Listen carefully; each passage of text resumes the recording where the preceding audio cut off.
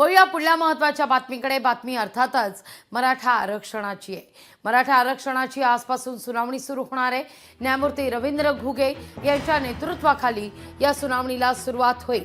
न्यायमूर्ती संदीप माने, न्यायमूर्ती निजामुद्दीन जमादार हे सुनावणी घेणार आहेत। विशेष त्रिसदस्यीय पूर्णपीठ या याचिकांवर सुनावणी घेणार आहे। या सगळ्याविषयी अधिक माहिती घेऊया आपले प्रतिनिधी भूषण शिंदे यांच्याकडून।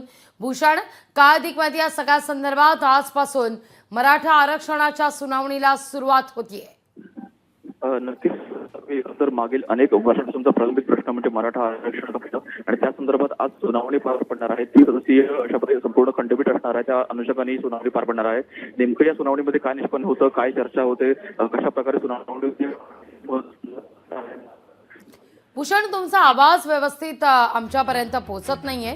तुर्तास धन्यवाद तुम्ही दिलेल्या एकूणच या सविस्तर माहितीकरता। आपण पाहतोय मराठा आरक्षणासंदर्भात आजपासून सुनावणीला सुरुवात होणार आहे। ठिकठिकाणी महाराष्ट्रात जर पाहिलं तर एक मराठा लाख मराठा असं म्हणत अनेक मराठा बांधव एकवटलेले होते मराठा आरक्षणाच्या मुद्द्यावर।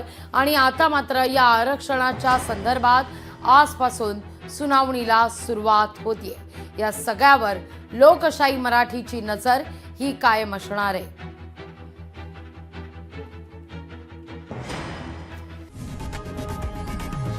लोकशाही मराठी ऐका, पहा, जागरूक रहा।